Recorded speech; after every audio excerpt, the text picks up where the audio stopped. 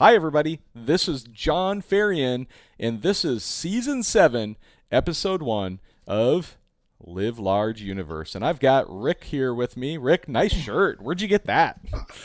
Well, I was like one of John Ferring's number one fans. And he sent it to me. Oh, so you didn't just find that shirt down at Goodwill? Somebody turned it in after they didn't want it no more? No, I think somebody was using it as an oil rig, and I An needed a oil shirt rag, because maybe, and you picked it up I was off. showing off the guns. There you go. Gun show, gun show. So, wow, Rick, here we are. This is, like I said, 7 years now I've been doing this show. It's been Yep. quite a ride. We've been having a good time, and got a lot going on. But real quick, Rick, say hi. Let us know where you're tuning in from. Hi. Real quick. What's you're a firefighter, right? You're a first responder. Like, what do you do back in Milwaukee? Well, I'm a firefighter paramedic for the city of Greenfield, which is a suburb of Milwaukee. I've been doing that now for about 13 years. Very good. I was an instructor at the local tech college doing firefighter one and two, and then also paramedic. I'm an adjunct for a bunch of colleges for people getting their paramedic license. So like first aid is kind of my thing, and as far as like the snowmobiling and like Yeah. all terrain sports, I guess you call it motorized sports Yeah. industry. Yeah, we'll come back in a few minutes and we'll talk deeper about like some of the things you've been doing in the snowmobile industry. But I just want to get everybody kind of grounded on the idea of like, who is Rick? What do you do? Kind of, your day job, where you're located. Again, this is season 7, episode 1. I just want to give you guys a little update on what's been going on with John Farian and why have I been MIA over the summer. So, Yeah, where has he been? like you've seen that like cartoon show like Where's Waldo, like we're kind of like Right. where's John, right? Yeah, no, it's been a crazy year for me. I go back like literally, I don't know, it was probably 20, what is it, we're in 2024, so it was probably like 2023 midway through. I wasn't really enjoying my time at Microsoft anymore, and I was kind of just slugging away. I was kind of looking for work. Ended up ultimately, just plugging through it. But, in January, actually, of 2024, I was notified that I was impacted by a larger layoff anyway. So it all worked out. Sometimes God works in mysterious ways. Hmm. And based on the fact that I wasn't currently enjoying working with my current manager at that time, it was time to move on anyway. And so, blessing in disguise, got notified of a layoff, was on payroll till the end of March. And then, it was actually April that I kind of started diving in and doing a bunch of interviews. And along the way, I got tagged by TikTok, believe it or not. So here we are Mm. on Facebook. But I was doing some interviews with TikTok, and a few months through some interview cycles, back on August 5th is when I started my new job with TikTok. And so between this last summer now, like looking for work, interviewing for work, getting ready to go to work, starting work, and then not to mention all the other things that go on in life too. So what were you gonna say? Learning all the TikTok dances. Yeah, yeah. I mean, that's part of the prerequisite is you got to learn how to do all those like weird dances Yeah. on TikTok in order to I don't know, like Ricky Bobby. I don't know what to do with my hands on the TikTok dances, right?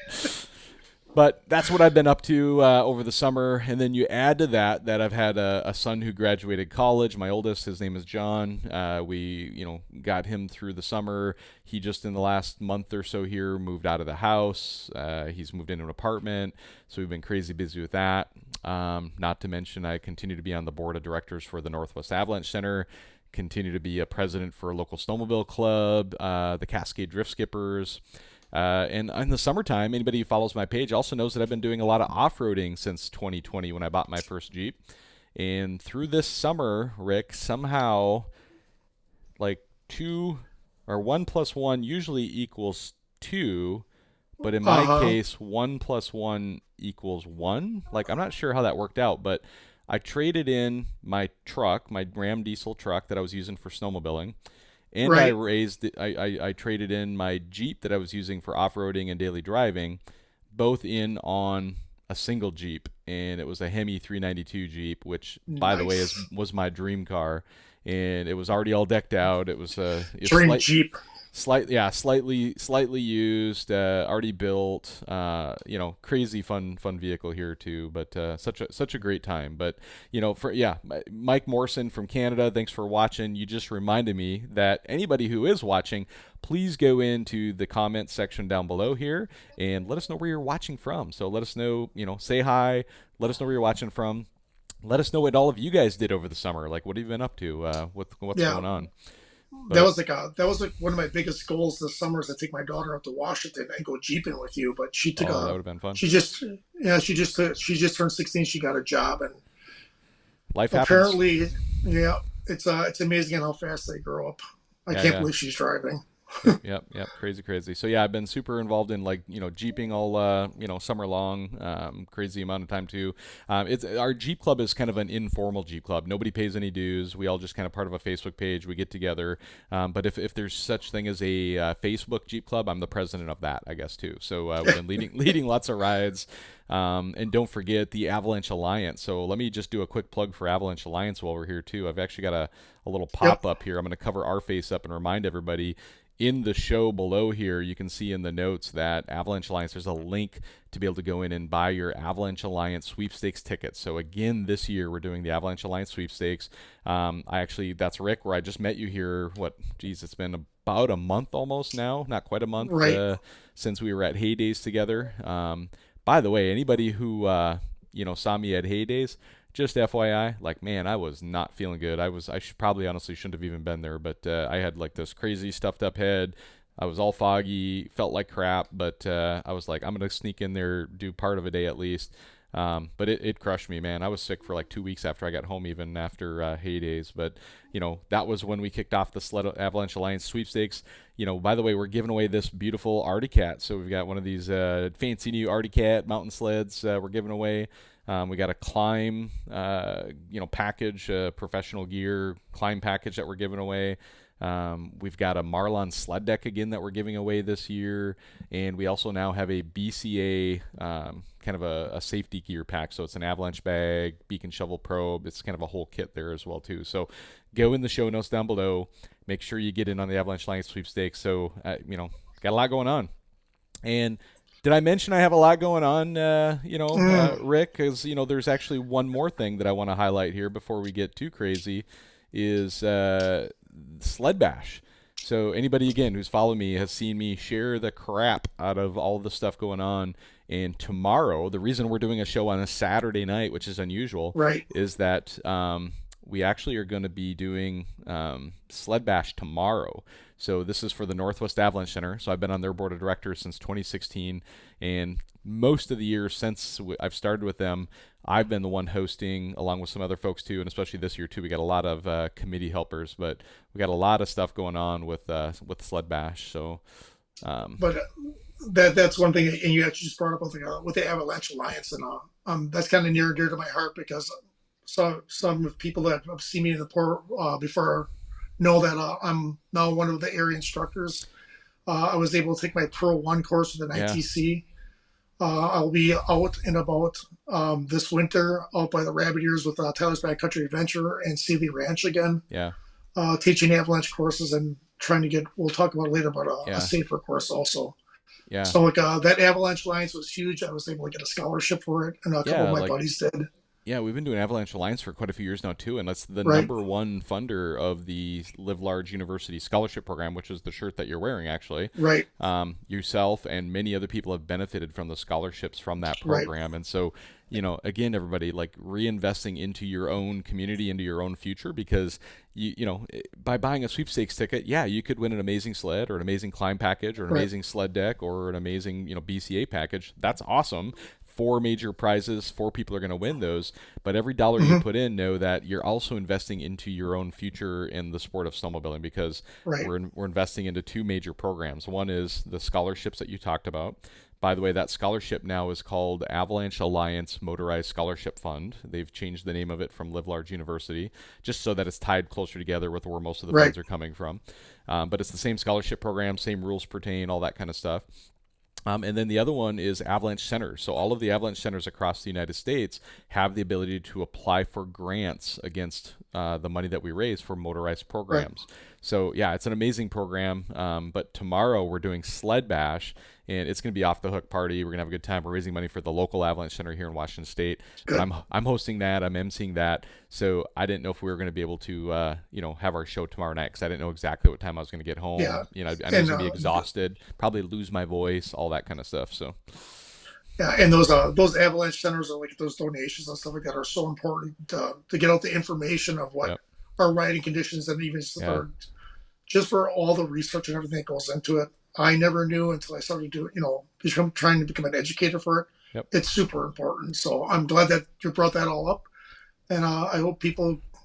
I need a new sled, so Yeah. I'm buying tickets. Yeah. So hence the reason I've been kind of busy, but I would tell you that I've probably not been more fired up to kick off a new season than I am this year because things are kind of finally humming again, right? Like I got the job situation back on track. I got, volunteer stuff on track. Life is pretty good. The kids doing well. Like, life is pretty good these days. One quick shout out I will give though is that we did have some bad news this last week. Anybody again who's following me knows. A big shout out to my friend who passed away this last week is Brian Regal. So Yep. Brian, I think you had a chance to meet Brian in one of our I think in Sealy Lake one year. You were there and Yes, Brian I was there did. as well. And yeah, Brian struggled with drinking a little bit, and he Right. his body unfortunately finally gave out on him. But when we met Brian had been sober for a number of years. He was amazing rider, Yep. amazing person, giant heart. But unfortunately, Wildline. sometimes yeah, He was just a an wildline firefighter. So yeah, no, he did all kinds of just amazing things. He was such a good person, and unfortunately, the demons got back in at him, and he struggled to stay away from the alcohol, and ultimately, he right. passed away from liver failure, is what happened. And I got to see him about a week or so before he passed away, and he very much in rough shape. But we literally sat around. My wife Edith, my friend Aaron McCarthy, who you know very well. Yep. The four of us sat there with Brian, and we prayed with him, and prayed for strength, prayed for peace.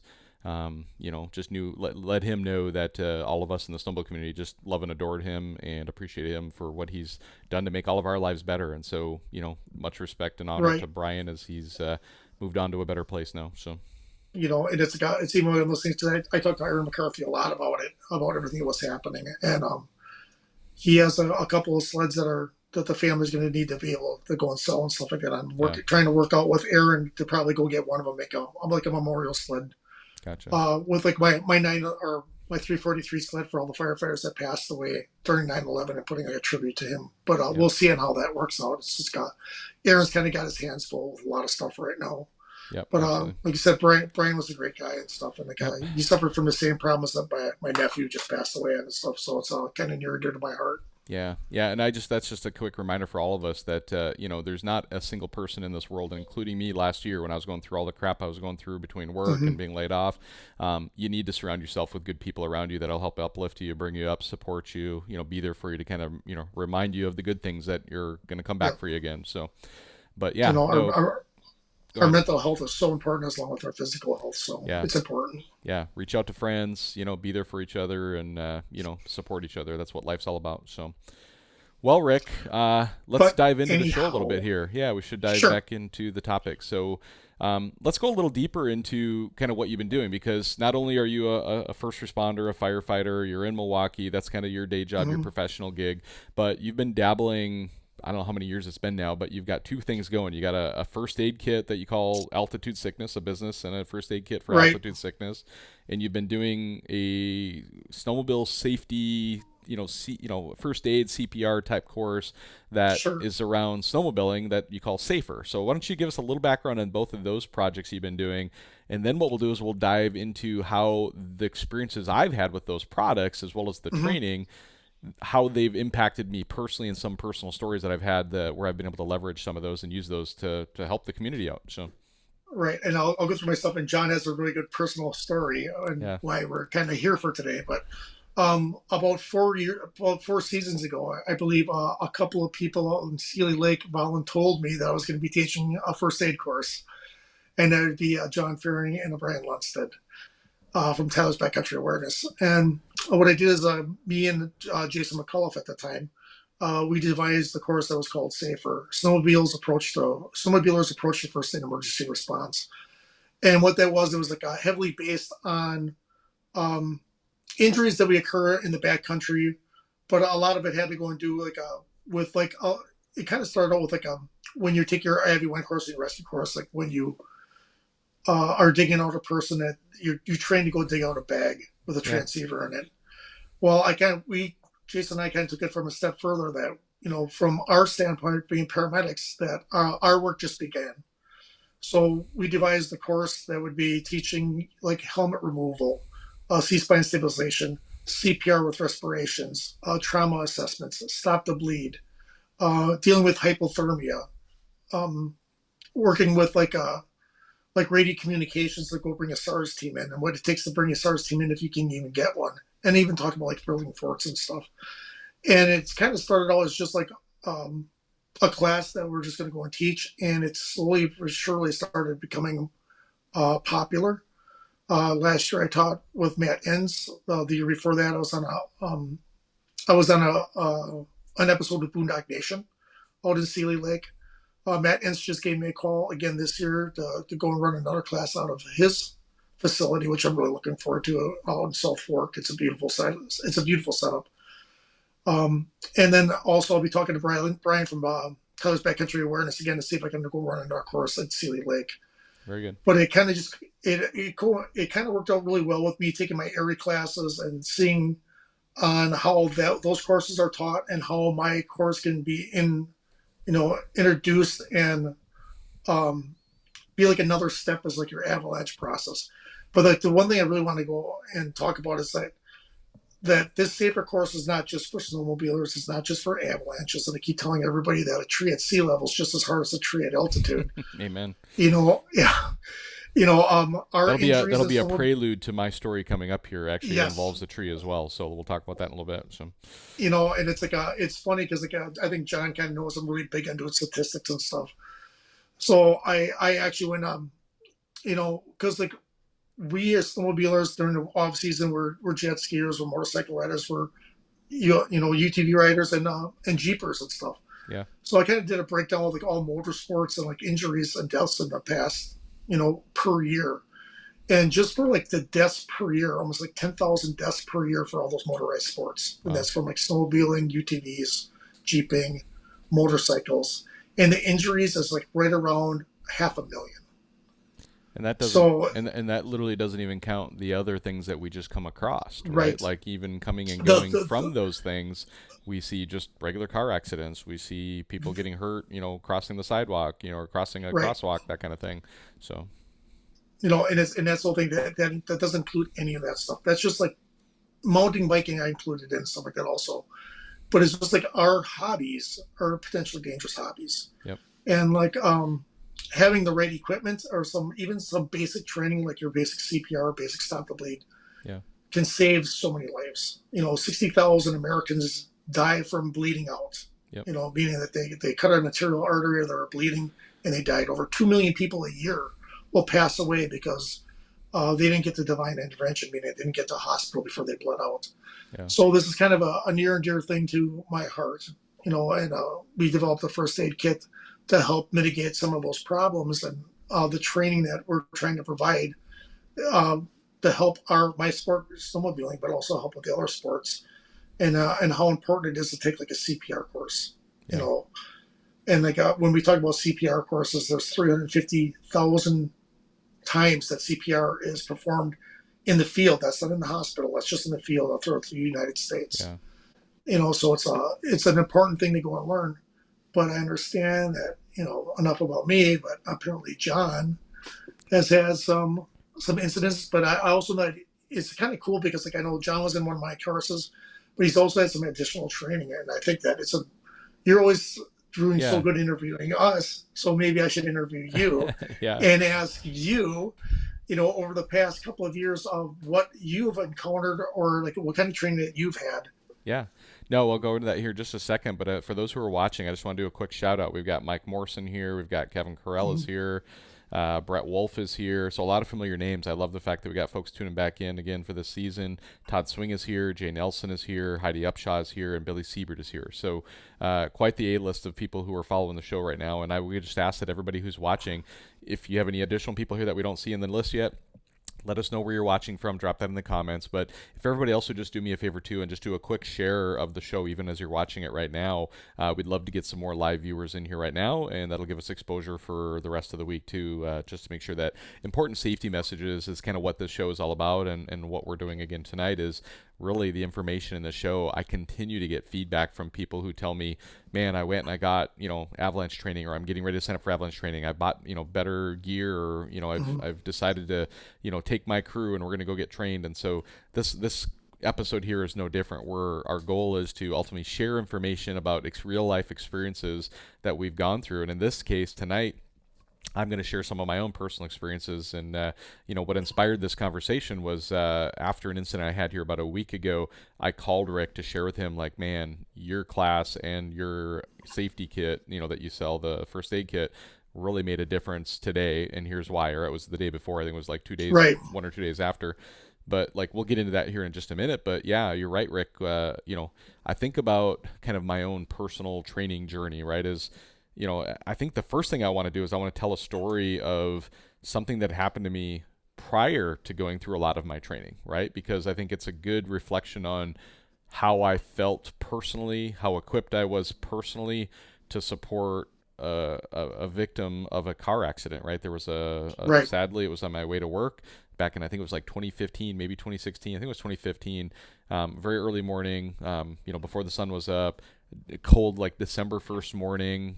Windows were frosted and fogged up on people's cars that morning. They should have been letting them defrost. They should have been, chiseling the ice off. But we all do this. We all see when we go to work in the morning how many people, whether you're in a icy area, cold area, and or snow on there, people don't clean the windows off well, right? And that was Yep. a part of this situation where I'm driving to work and I come upon an accident where I think it was a 19-year-old kid at the time, was just leaving home, heading into work or school that day with a little Jeep Cherokee, just a little, crap box, Jeep Cherokee, Damn just, cheapers. I know, right? But he had left that morning and didn't let his windows defrost, and so he struggled to see out of his front window very well. It had, that little circle on the bottom that you kind of, squint down below to be able to Right. see through. Like, that's what he was doing, and We've all done it. yep, exactly. But in this case, it definitely bit him in the butt because as he was turning a right-hand turn at a red light, he stopped at a red light, turned right. There was a little old lady, 77-year-old little Asian lady, going shopping in the morning. I don't know what she was doing there. She got off the bus or something and was crossing the road, Hmm. and he didn't see her at all, like not even a Oh little bit. no. And so he literally ran her down, and unfortunately drug her probably 50, 70 feet under his vehicle before he figured out what was going on, right? And so he stopped, backed off of her, and then there she laid. And so right about the time that he was out of his vehicle looking at her on the street, like, I'm driving up on the scene and I'm like, holy crap. So I pulled off as, a safe spot, got out, walked over there. By the time I did that, we were right adjacent to a gas station. There were some people probably filling up fuel too.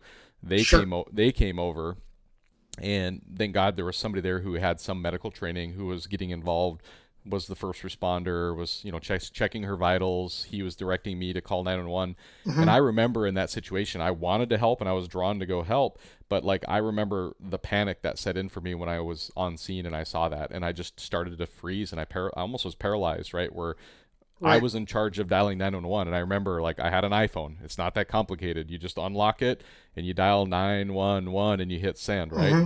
I swear that felt like it took me 2 minutes to dial 911. Like, because I just Right. was like, my brain was shutting down, my body was freezing, and I just was not prepared for that environment of that situation I was in. Unfortunately, regardless of whether I dialed 911 quick enough or not, this lady didn't make it. So she passed away that Hmm. day, and that situation haunted me for a long time. Like, it took me quite a few weeks and months for me to, like, not think about it daily almost every time Sure. because it was part of my route driving into work every day. So I'd come across the same intersection and I would see it almost every day, and I would just, like, every day it would just keep hitting me back and forth. Probably not directly You know. related, but I think then fast forward to opportunities I've had then in, say 2019, I had the opportunity to go into Ride Rasmussen style Hmm. and attend some of his clinics, some of his ride instructor training, which part of that was, wilderness first aid classes, right, that he had. I think it was a Right. 2 or 3 day class. And, we did all kinds of great first aid stuff. I also, over the years, had taken some CPR classes at church, just because as an usher at church at the time, I was taking classes just to make sure I could support people in the parish and in the church if I needed to. And then as the opportunity came to work with yourself, Brian Lundstedt, and some others, your S.A.F.E.R class was there, so I attended your S.A.F.E.R class as well as all kinds of other Yep. avalanche training. And your S.A.F.E.R class was really interesting because it was a new class for you. it was kind of a new concept in the snowmobile world to kind of have a snowmobile specific CPR slash first aid course, kind of that post avalanche accident kind of a scenario, right? Yep. And I would say that, all of these classes individually helped, but probably what helped me the most was learning from you, learning from the team at Ride Rasmussen Style, learning from the CPR coach, here in my own town at the church, like collectively just this ongoing training and reinforcement. Because here's the thing is you can take any one of these training classes and you could feel like, I checked the box, I did it. But I'll be honest with you, it's not enough. Like it's one of those things Yeah. where no different than avalanche training, you have to make it part of your process. It doesn't have to be And every year. Yeah, go ahead. and it's funny because like you know, 70% of the people, 70% of Americans will not start performing CPR on someone because they don't have the training or they just are afraid to go and do it. Yeah, And it's it's like I said, it's funny when you think about it. And if you see somebody go and drop, then you just made the comment on how that person asked you to go and call 911. yeah, And to me, that's like going right down to things like seeing if that person is doing okay, being a leader, going and picking somebody to call yep, 911. yep, So it's like that person that showed up there probably had some training and stuff like that. yeah, He's going right down to things that we teach, exactly. which is probably what you're going to be starting to talk about Yep, on when you were in a couple of incidents now that you yep, have some training now and you have some equipment and how I always say it's like when you are in high stress situations, you fall back on your training, yeah. No, exactly right. But yeah, and yeah. I was just gonna say that so whether it be avalanche training, whether it be CPR, first aid training, whatever it is, mhm, like even here locally, there's another wilderness first aid class that one of the local clubs is putting on, and I've been sharing it out, trying to get people to go there, sharing stories mhm, of what I'm about to talk about here in a minute, and it needs to be like every 2 to 3 years, like take some kind of a class like this, just like right, you would an avalanche class, just to keep in practice because the repetitiveness of the training, as I've learned, is what we can fast forward to an incident that I was involved in just a week ago, right? And so, right, as I shared at the beginning of the and show, go ahead, go ahead.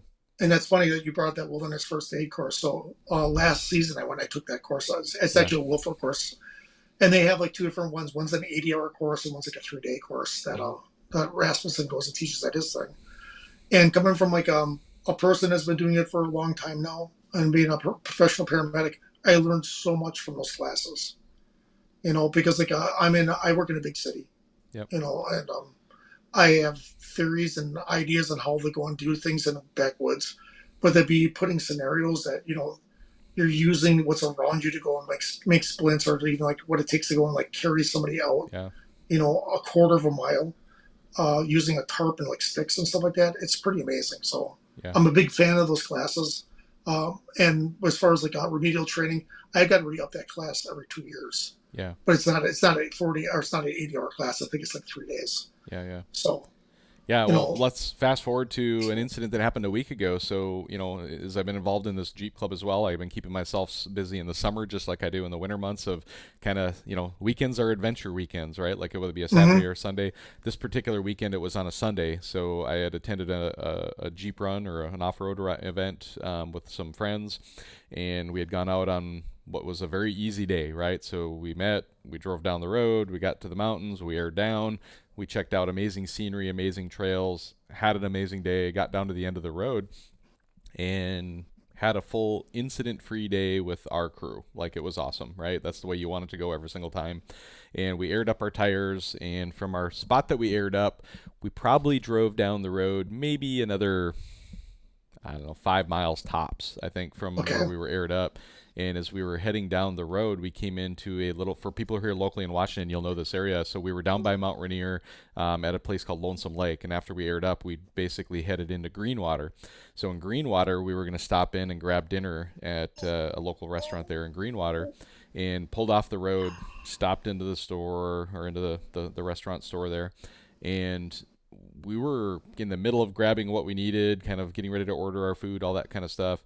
And all of a sudden, someone came in off the street. So it was an older guy. If I had to guess, he was probably around 60 years old, had a white shirt and a okay. tie on. Obviously came from, it was weird. It was Sunday. So maybe he was coming from church now that I think Maybe about it came it. But from. he was in a business suit, type of a look to him, right? And he came in, and the first thing he did is he ran up to the lady behind the counter, the employee, and says, "Hey, can you dial 911? We've got a really bad car accident just like a quarter mile Hmm. up the road here." And he kind of looked around to everybody who was in the area where we were at. And he said, "Does anybody have a first aid kit? We could probably use a first aid kit down there. It was a pretty Right. bad accident." And I thought, like, that was that moment where, like, okay, I was overhearing this. I was kind of in the situation. This guy was asking for a first aid kit. And immediately my brain just clicked on that. I'm like, well, of course I have a first aid kit. I carry an altitude sickness first aid kit in my Hmm. snowmobiles, carry one on my motorcycle. I carry, like, I have three of them, I think, at Yeah. least. And I carry one in my Jeep always, right? And so that's the thing I can tell you is that if you're somebody who can always in every vehicle you have, doesn't matter what it is, off-road, on-road, or otherwise, if you know you have a fire extinguisher, if you know you have a first aid kit, and you know you have training, like, you're ready for any situation. And so it almost was a reaction. Like, I didn't even really Hmm. think about it too much. It was just one of those things where, like, well, yeah, I've got a first aid kit, and crap, I actually know how to do it. Like, it was just like just split Right. seconds. It clicked in my head. I'm like, and in hindsight, Edith told me later, she was like, "Oh yeah, you just, as soon as you heard that they needed help, you didn't even pause to think about it. You just headed out the door." Tried to ask if somebody, like, there were some other people that were with us. I grabbed one other person, says, "Hey, can you come with me and help?" And I jumped in my Jeep and I drove up the road. And, like, as I walked out of this building, I could Right. see traffic stop just up the road. It was literally like a quarter mile up the road is all. And I got up there and I got in my Jeep, drove up there. Traffic was stopped kind of both ways. What I drove up on was a kind of a, if I had to guess, I'd call it like a Gen 2 Toyota 4Runner. It was Sure. probably an older Toyota 4Runner from the 90s, if I'd guess, maybe the early 2000s. And it was, I was driving from I think from the north, heading south, and the vehicle was in the northbound lanes, like it would have been coming towards me, but it was facing southbound, right? So it had been traveling from the south to the north. And as I came on scene, like, I saw this vehicle, they're kind of pointing the wrong direction on the road, on the side of the road that was there. I couldn't really see because, like, on the other side of the vehicle was the driver's door and kind of the accident scene of what had happened. So as I Hmm. walked up on the scene, I parked my vehicle, put the flashers on, kind of parked behind it so it wasn't, in the way. And then as I walked up on the scene, I walked around the vehicle. My buddy that was with me kind of walked with me, and I could tell that he was kind of holding back a little bit. Like, he didn't just want to walk first into the scene, and I could, Yeah. it was not even something we even talked about, but I could tell, like, he wasn't eager to just jump right in either. And then as I walked around the vehicle, I saw, a young man sitting on his butt with his Hmm. knees kind of up into his chest, and he was kind of sitting there like this, like hunched over, right? And he was just, Right. he was out of his vehicle. The driver's door was open. The front of that vehicle was massively smashed in. And I started asking what was going on from people there was like two other guys. I don't even remember vaguely, but there was two other guys there. Neither of them were, like, really directly attending to the victim. They were kind of walking the scene, kind of trying to direct traffic. You know, as I walked up on the young man, he was actually on his phone, on the speakerphone. He had dialed 911 as he was sitting there. And I think I caught, like, maybe the last 30 seconds of that 911 call. Sure. So I had confidence that I could hear them, the operator on the 911 call, confirming that they got somebody on the way. Thank you so much. Hang tight, right? Hmm. And so, that was good. That was done out of the way. But I could just tell Right. immediately that, like, nobody else was stepping in, and I'm like, oh shit, this is me. Like, I'm the guy. Like, and I'll be honest with you, in my entire life, I don't think I've ever had to be the person, right? Like, the one who Right. steps in and is the actual first responder to a situation like this. I'm thankful that it wasn't crazy, crazy bad. But just for me to get to that point where I heard that Hmm. there was a need for help, I responded, reacted, because in my head I'm like, okay, I know a little bit of what I'm doing with training. I've got a first aid kit. I can do something. I can help. And Right. then I get there, and now I'm the first responder. And so I find myself then getting in front of the victim. Thank God he's conscious. Right. As he's sitting there, I mean, he's pasty white, like, just, you could tell, like, shock, trauma, all of the above. But I Just also found freaking out, out. yeah, I found out in the conversation that what had happened is this kid had fallen asleep behind the wheel. And Oh. so, and it was not that late in the day, right? It wasn't like a late night accident. It was mid afternoon, probably 4 or 5 o'clock in the afternoon. And one of the people who were there kind of helping with traffic and stuff was close enough. They overheard what we were talking about. And he confirmed that, he was following this vehicle and he could see the vehicle weaving back and forth for quite a while before it actually went off Mm-hmm. the road. And so it was a single car accident. The kid had fallen asleep. And it's one of those, like there's so many of these roads in Washington, they're so dangerous where there's a road with almost no shoulder and a 3 to 4 foot deep Right. ditch that goes immediately into like massive trees. Like there's so Yeah, a many bunch of big old, trees. big old growth tree, and these trees are like along this ditch line. Like the tree that this kid smoked, I'm guessing he was probably doing 50 at least, maybe 60 miles an hour, and he Yeah, smoked a because tree. He smoked a tree bigger than I could reach around. Like it was, I was just saying, because my understanding is the trees in Washington are way bigger than the trees in Oh, they are. Wisconsin. Yeah. No, I mean, yeah. Compared to the mid, like Edith and I laugh every time we go back to the Midwest to Minnesota. We Right. chuckle about how small the trees are. Like, It's oh, like these aren't trees. they're only like 40 to 60 feet tall, and they're like this big around, right? And it's Right. like here, this tree is probably 100, 150 feet tall, and like if I tried to bear hug it, I don't think I could get around a third of it even. That's how big this tree was. It was Right. probably 6 feet across, like I don't know, 4 to 5 feet across anyway. Like it was huge. So the tree didn't lose. The tree did not lose. It knocked some bark off. I did notice there was some bark knocked off that tree, but that tree did not move. But that vehicle went down, and hit the tree almost dead center, and it had enough inertia that it spun the vehicle. Like it pushed his front of his vehicle in almost halfway into his hood line. Right. Wow. I'm lucky. I mean, the fact that it was a well-built framed vehicle, like otherwise like a standard vehicle, I think it would have probably crushed the dash against his legs and he probably would have been pinned in the vehicle. It would have been hit so hard. But because it was a sturdy vehicle, he hit, and the vehicle I think then deflected and went around and came back out of the ditch, and he ended up about probably 30 feet away from the tree, 180'd in reverse, a little bit past a 180 even. Like he actually went beyond a Sure. 180-degree turn. And so it was a massive, massive hit. And so I'm like, he's pasty white. He's standing there holding his hand, and he's got, blood dripping off of his fingers and stuff like that. Mm-hmm. But I knew enough to kind of look close at his hand. Like I was trying to do my best not to touch the blood, but I grabbed kind of his wrist and I looked, and like I was looking at his fingers, and I didn't see any major, major gashes. I think he probably just hit his hand really hard into the dash when the airbags went off. He was complaining about, his chest, and he was having shoulder and chest pain.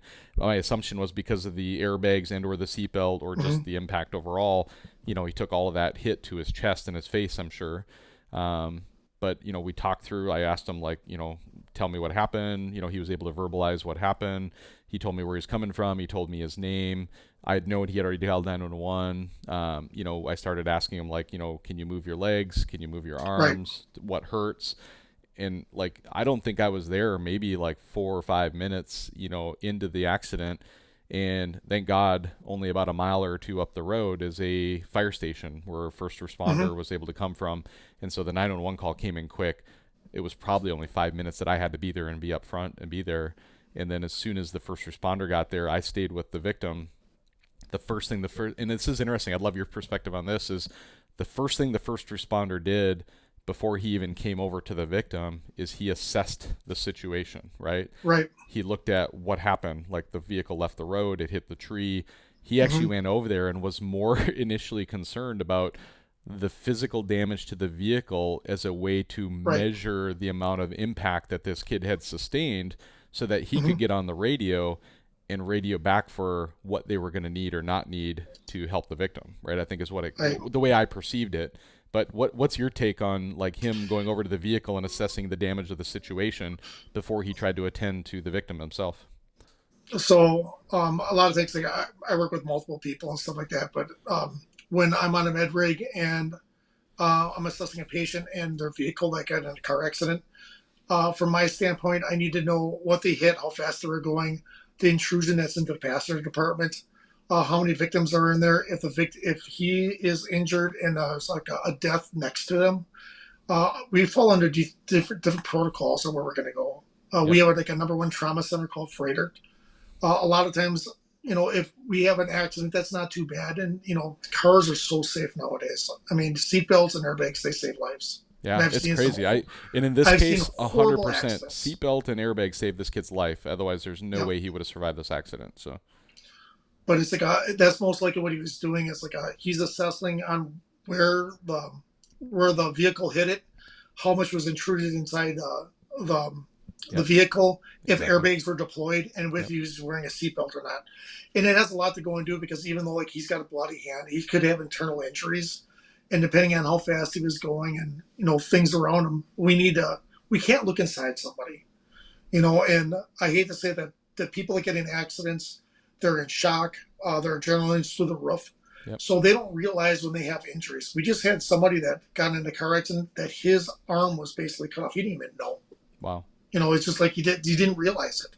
Yeah. And it's like one of those things that you have so much adrenaline going there, and then as things start coming down, then you start realizing what your injuries are. Yeah. So from our point as paramedics, we kind of need to know on how much that car is damaged, depending on where we're going Yeah. to go and take that person and how Yep. we're going to assess that Yeah. person for their And injuries. that's exactly what That's he why, did. Yep. And so, yeah, but and I kind of skipped over a part here too, but like, I'll go back to it. Is like, probably halfway through the time that I was with the victim, when I saw his hand, he was complaining about pain. mm, And again, I'm happy to be criticized if I did something wrong here. Please do. But, no, I think you're doing great. well, but there's something I'll share with you here is like, he had the bloody hand, and I could tell that it wasn't bad, so I knew I didn't need to deal with like a tourniquet. Like, I was just assessing for myself like what I needed Hmm. to give him or not give him.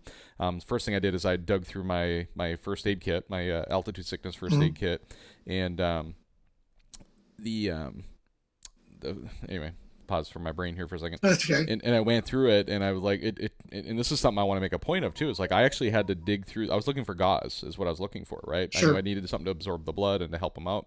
And so one of the things that I did is it took me like 30 seconds or more to dig through that first aid kit, even though it's not very big, to find which pocket the Hmm. gauze was in. I got it out, opened it up to him. I gave it to him, had him hold it in his hand tight, put pressure on it so that, the bleeding would slow down. Hmm. It wasn't super bad anyway, so it worked pretty good. And then he was complaining about his chest and the pain, whatever there too. And I'm like, do you want some kind of like a painkiller, like a Tylenol or whatever? Hmm. And so I did give him out of the first aid kit some extra strength Tylenol. We had a bottle of water that was in his vehicle that we grabbed, that was his. Right. We let him take a couple of extra strength Tylenol, and then it was shortly after that then the paramedic and stuff was there too. But Right. what's your take on offering somebody the painkiller? Like, is that good Well, or bad idea? That was the part that I questioned. Like the gauze I wasn't questioning, and but the painkiller I was like, shoot, should I have done that or shouldn't I have? I think like because like the paramedics were there, let them do their job. Yeah. A lot of times we don't give we don't give the unless they're not really hurt that bad. We don't allow them to drink water. Oh, We see, I didn't won't. know that You either. know, So that's good. I prefer if we give them medication just for a fact because like we use like fentanyl, ketamine, like all these different kind of drugs or drug cocktail. And not saying that Tylenol is going to sit there affect any of that things, but I just rather like we go and take when we show up on the scene, we're super appreciative of people going help out Yeah. because it's stopping the bleed is huge. CPR is so important. Yep. And I wish more people would sit there and learn those things. Yeah. And you know, and that was like one of the things I was just thinking like when you walked over to the car too. Our number one is scene safety. So our job was when we show up to a car accident, we want to make sure that vehicle's off and there's not a fuel leak. Because if that thing explodes, not saying it was going to, but That if was something something I were to noticed though. happen, Yeah, I didn't mention that, and even in it, hindsight, but like when I walked up to the vehicle, I was walking up the vehicle from the rear, and there was absolutely some kind of liquid under the vehicle. Now I can tell you, right, it didn't smell like a big, massive amount of gasoline. There was no sparks or fire, so like but right, if had there been a spark or fire underneath there, I would have been like, let's get the hell out of here and like move the victim down the road a little bit because he was moving under his own power at that point. But yeah, that was something that I but was very conscious of, is that there was a lot of liquid under the vehicle after the accident. yeah, So and which is great because I think a lot of people they get so focused on just the patient and they don't look around. Avalanche scenes are huge because like you're yeah, so enthralled and trying to like go and find somebody that you might be putting yourself. We always say like when a firefighter goes down, it takes like I think it takes 7 people with X amount of time to go and save that person. If we know one of the firefighters become a victim, now you just doubled that. yeah, So it's always the biggest thing is like you have a victim, you don't want to become a victim yourself because now amen. you're doubling the problems that's going to end up happening for the people, the emergency responders that's going to show up, and then plus two, you don't want to get hurt. Yep. Even with like because like and it's like one of those things like I keep revising these kits all the time because I get information from you. It's like, oh geez, I don't know if there was gloves in there. Well, actually, there are 2 sets of gloves in there. They're actually in your CPR mask. But if you didn't know that, Yeah. you wouldn't know where they're at. Yeah. And that's So something I it's like want to one of circle those. back to is like the organization of the Mhm. first aid kit. I want to address here in a minute too, but I want to kind of dial all this other stuff in first. But yeah, I Right. mean, at this point, the guy took over. Like the kid was cold and stuff sitting there too, and so I had in my Jeep some blankets that I had that are kind of like all Hmm. weather blankets. They're kind of like a polyester on one side and kind of a velvet on the other side that you'd use for almost like something that you'd stand on in the snow park to change your gear on and not get your feet wet in the Right. snow, something like that, right? So I had one of those blankets. I wrapped it around the kid to keep. He was in a t-shirt and it was probably only in the 50s, so it was pretty cool out. Hmm. And so I tried to keep him warm. And then again, once everybody there, and once the first responders showed up, then I grabbed all of my stuff. I gathered it up, got in my Jeep, and headed out. And I frankly don't even know, Yeah. if there was any other issues, like whether the kid, based on the way I saw him when I left, I'm fairly confident that he likely survived and had minor injuries and all that, but I, Sure. I honestly don't know. So I didn't bother to But try to look it up afterwards. So isn't that a huge change from like that first incident you're talking about, the lady that got ran over by the car, yeah, to the incident that you just happened? yeah, On how, just like listening to you on when you did like the lady that got hit by that car, on how you almost kind of felt helpless, yeah, and then now you have this ordeal. Like yeah, it wasn't like a traumatic death that was involved with it, like the yeah. first one. But it sounds to me like you sound so much more confident talking about this Oh, I incident do, than you and did and about that's the the point first of one. this. Yeah, and that's exactly the point of this whole episode is this idea of, because I knew I had a well-stocked first aid kit because it was built by Hmm. a guy like you who's a professional and knows what the hell he's doing. I was able to feel confident that I had everything I needed. The training that I've had, between wilderness first aid, just general CPR, your SAFER class, two or three or four different classes that I've had that have given me enough to know that, okay, how do you assess the victim? What do you do? How bad are they bleeding? How bad are they hurt? Are they conscious? Are they unconscious? Do they need CPR? Do Hmm. they not CPR? Like all these like decision points and checkpoints that are like, crap, I know this stuff now. Like now I can Right. step in and actually do it. And I would tell you that even being that first responder on scene and watching the other people around me, there was probably three people around me, including my one buddy that was with me, as well as these two other Hmm. strangers. I have no idea who they were. They were focused on other things. They were all helping, right? They were either Right. assessing the situation, they were trying to get crap picked up and kind of put in one spot. Another one was over there trying to direct traffic. So everybody was helping. So no foul, no play there. But it was very obvious to me that nobody else wanted to step in and help the victim at that point, and I felt Yep. confident enough to go do that. And I just know that I probably in the past would have been those other people that like, I'm happy to help, but don't put me on the Yep. spot in front of somebody because like I don't know if I'm going to make this worse or better or what, right? And Well, by going through that like I said, training, made a like I said difference. So earlier, 70% of Americans will not perform CPR on somebody because they don't know yeah, how to or they're afraid to. yeah, And so it's like I I made a. It's funny because like my new shirt that just came out, which I got to put on my website. It literally says like get the equipment or get the equipment, get the training, get the ride another day. yeah, And I think that's such a huge motto with everything we go and we do yep, because we ride with our friends and family yeah, all the time. And I always think our training is not just for us; it's for the people around us. yeah, And I think like having a peace of mind that you took the time to go get the training and get the equipment and stuff like that. yep. If something were to happen, that's going to give you. You won't go to bed going, "I wish I would have did more." Oh, I exactly. Yeah. wish. Yeah. Like in this situation, I did as much as like I could have done, and I Hmm. got to walk away feeling really good about the fact that I know I helped that kid that day. Like, Oh, it absolutely. was an amazing feeling knowing that like, man, I was there to help that person in a time of need, in a time of crisis, and assess the Hmm. situation. And again, like it was, horrible accidents happen. This one wasn't crazy horrible. It was a bad accident, but thank God No. the kid wasn't like traumatically injured. But like in my head, I was like, I know I had a tourniquet in there. So like if he had Yep. massive bleeding, I knew I could have done something to stop the bleeding. Try to put pressure on it first. If not, I Yep. knew there was another option. If he was unconscious, I was walking up not knowing if the kid was going to be unconscious or what. So I was prepared if I needed to check for a pulse. Like all those things were Yep. going through my mind as I was walking up on the scene. Which is awesome. Yeah, no, it's cool. It's cool. But here's one thing that I would call, I don't know if I'd officially call it a mistake, but I'll call it a mistake for the sake of this discussion, is that Mhm. in the moment and in hindsight, the one thing that I wish I had done different or better was to become intimately, and I mean this, and I'm pausing for a second for the Mhm. dramatic effects so everybody really hears this, is to become intimately familiar with my first aid kit, Yep. exactly what's in it, and exactly where everything's located. Yeah, isn't Okay. it funny how it works and Yeah. how I bet you know where everything is in your Abby bag. Exactly, right? And that's my cross point I'll make is like, for avalanche equipment, like I go to these like, heydays and some of these other events where Mm-hmm. people are like, hey, we're gonna do this like, fast draw, get your avalanche gear out, thing type of thing, right? Mm-hmm. And I would tell you that like when people do that, I watch them unzip the wrong zipper on the backpack. I All the watch time. them like not know how to get their shovel together and fiddle with it. And here's the thing is that it doesn't matter if you're talking about avalanche safety gear and avalanche safety or if you're talking about a first aid kit and first aid safety, the process and the thought process should be exactly the same. And it should Mm-hmm. be this. You should be intimately familiar with what you have and where it's located. And that was the one thing that I personally failed I at totally when I agree. pulled my first aid kit out. In my head, I knew collectively, like, oh yeah, I know I've got gauze. I know I got a CPR first aid, CPR mask in Mm-hmm. there. I know I've got a tourniquet in there. I know I got medications in there. I know I got band-aids in there. I've got like antibiotic ointments type of things in there for infections. Like there's all these things I knew were in there, scissors, Right. wraps, all that kind of stuff.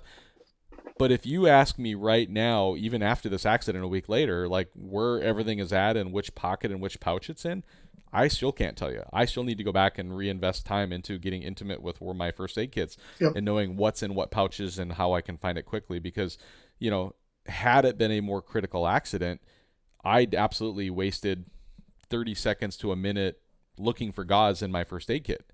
And that damn first Mm-hmm. aid kit isn't that big. But the fact No. that I went through 2 or 3 pockets and had to unzip stuff and was pulling stuff out and like shit was laying all over the place on the ground, I'm just like, oh crap, like this sucks. Like I Yeah. that was the one thing that I felt was absolutely a weakness in that moment.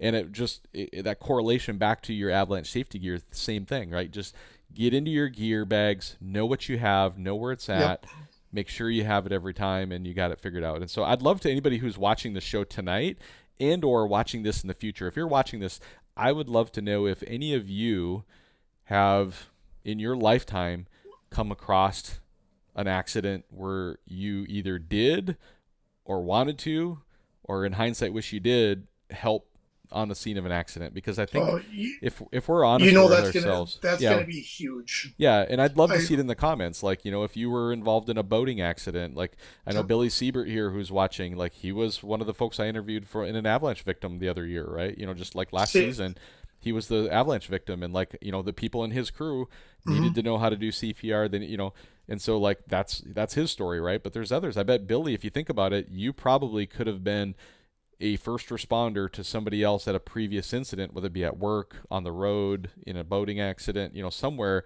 where somebody needed some help. And Mm-hmm. think about the fact that in hindsight, do you want to feel like, oh my gosh, I felt helpless, I was petrified, I was paralyzed like I did in my first story?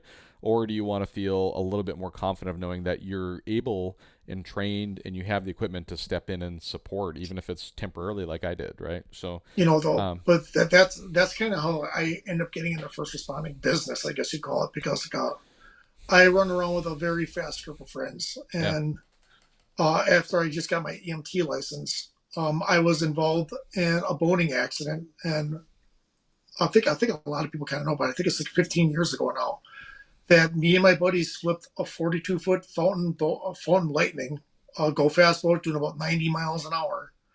My buddy, I lost the hearing in one of my ears for a while. He sustained 100 and some stitches going across his back. wow, And that boat ended up actually on land because we were going down the river. Probably shouldn't have been doing it, but it was like that was like that was the first time that I, you know, was in a position that I have my best friend at the time is literally, and I'll never forget it. His statements were, "My insurance company's gonna shit.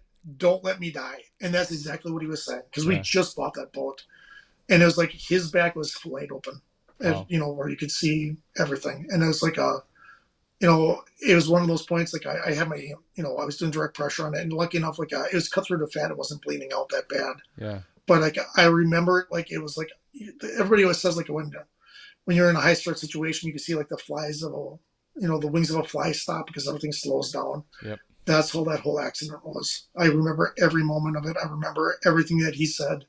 I remember that I thought I was going to lose one of my buddies. yep, Wishing that I had better training. yep, yep. So Well, there you go, Rick. That's the story I had to share tonight, and some of the experiences I've which I had. But think is a great story. yeah, well, here's the thing: is like, I think it was the day after the accident that I called you. I think it was on my way home from work the next Hmm. day, and I was actually proud to be able to call you and say, Rick, your training and your avalanche kit, your safety kit, your first aid kit made a difference yesterday, and here's how, right? Right. Like, and I just wanted to reinforce to Rick the work that he's doing and how important it is and how it empowered me to be willing to step in a situation that historically in the past 5 previous years ago maybe I Hmm. probably wouldn't have been so eager to just jump in first, hand. Like I kind of like to think of myself as John's a good person, he's going to help if he can. Yeah. But if you're not equipped to do it, whether it be with the equipment or the training, like you can have great attention as you want to, but like if you don't know what you're doing, it's a little harder, right? And so But to be empowered to do it this time was a really good feeling, and I wanted to share that with Rick. And then we brainstormed like, and well, let's have a show about this and talk about it. So I think for me it's kind of cool because like I said, over the past 5 years now, I think it's been, I've had a lot of stories come to me about, hey, I just got, even if it's like giving like an aspirin or something like that, on how I was glad to have a first aid kit. And I got to admit, it's a tough business. And there's times like, am I doing the right thing? It takes a lot of time. yeah, And I get stories like this, and I'm like, it makes me feel good about what I'm doing. yeah, it's the exact same reason I Um, keep doing this show because I know just like a because week or you're two making ago, somebody sent me a private message saying, "Hey, I'm getting my whole crew signed up for avalanche training because of you, John. Like I've been listening exactly, to you all these years, and I'm finally doing it. This is the year we're going to do it." And so me and my crew are going to get signed up. I just literally got a message like that just a week or two ago. They were asking for and where do I find an avalanche class. So I was, for years, and I think we've always been joking how you're kind of like the great connector. yep, And it's like I was saying, my first avalanche class is like I got a scholarship from All American Heroes. Um, Scott got one from Erie, and Jason won one on Live Large Lard, off your show. yep, But it was like one of those things. Like if we didn't have those things in place, I might not be where I'm at right yeah, now. So it's like I feel like you're making a huge difference in the yeah. industry. Well, it's I'm talking proud about to it, be right? your friend. Thank you, And it's just like and vice versa. Yep, it's been a whirlwind for me because I yeah, can't believe that I'm doing the things that I'm doing. yeah, I never thought for once I'd ever be an avalanche educator. I never yeah, thought yeah, I'd be that I have the people that are selling my kits that are selling them. So yep, it's like it's very surreal, and I yeah, appreciate it. yeah, yeah. I thank you very much. All right. Well, again, thank you everybody who's watching tonight as well too. Please, Oh, like the show, share it out, get it out there so we can help educate other folks too. So, what you got, Rick? giveaway. Oh, that's right. Yeah. So if you guys share the show out, we are actually going to allow a first aid kit. So one of Rick's first aid kits here. It's the altitude sickness first aid kit. That one's This is the a next level this is a version. new So one. it's a new This one. is a new So one that just came out. yep, You yep. just grab it and pull it out. Everything lays out really nice. Very good. Very good. These So are going yeah, to be. if you These will get be on. go These ahead. took a while to get going. These took a while to get sorted out, but they'll be on the website I think this week. Very good. So So for 2 weeks now, I think my next episode, my next show, I'm gonna have Brandon Tedizzlecox on I think it's the 20th yep, or the 21st. He's gonna come on and talk about the Colorado snow show that he's putting on the following weekend, and so right. we'll have him on. So between now and Brandon's show in 2 weeks from now, if you guys share the show out, you get in there and give us some visibility, then we'll make sure you guys get in. We'll be able to see who's sharing it if you share it publicly, and you'll have a chance to win that Right. first aid kit from Rick. So. And I'm gonna give a quick plug real quick. Please. Brian, our Tyler's Backcountry Awareness, his avalanche classes for Area 1 and a bunch Area 2 rescue and stuff like that are going to be starting January 3rd out by the Rabbit Ears. Awesome. You could go on his website and go and take a look at the dates. Yep. He will be in Sealy Lake starting January 26th. I'll be trying to run one of my S.A.F.E.R courses out there. Also, like I said, I talked to Matt Enns, so we're working out a date for a S.A.F.E.R course out there. Amazing. And as So far as give us your as far website as so people can find you and your right, information, how they can get a hold of you, and like all these other websites. Any of them that you want to share, feel free. So sure. My website is altitudesickness.org. okay, I believe like Brian's is backcountry.org, but I'd have to go and check. okay. And of course, gotta love Diz and stuff like that. I wish I was going to go to the snow show. Last year I kind of missed his spring fling because I had some mechanical problems with the trailer, You had a but I'll rough be year out there last this year. year. Yeah, I broke a lot of stuff. But like I'll be out there again this year, running a first aid station there, which I thank you so much, Brandon, for all the support that you've given me over the years. Yeah, he Also, does an amazing job in the yeah, he Colorado does. market and across the country, honestly. And so awesome. Well, All right. God, go ahead. Final words. Just thanks for everything, John. That's all I Yeah. wanted to say. Yeah, no problem. So, God bless everybody. Thank you all for watching. Please share the show out, and we'll see you on the next side. So, don't forget to live large. Rick, do you remember what live large means? It's Live large. live life to the fullest, make the Yep, most of every day, and make a difference to others. Right, and that's what we do on the show. It's what I do every day I at agree. work. What I do every day at home. It's a good way to live. And so, live large, everybody. God bless you. Have an amazing night. Good night, guys.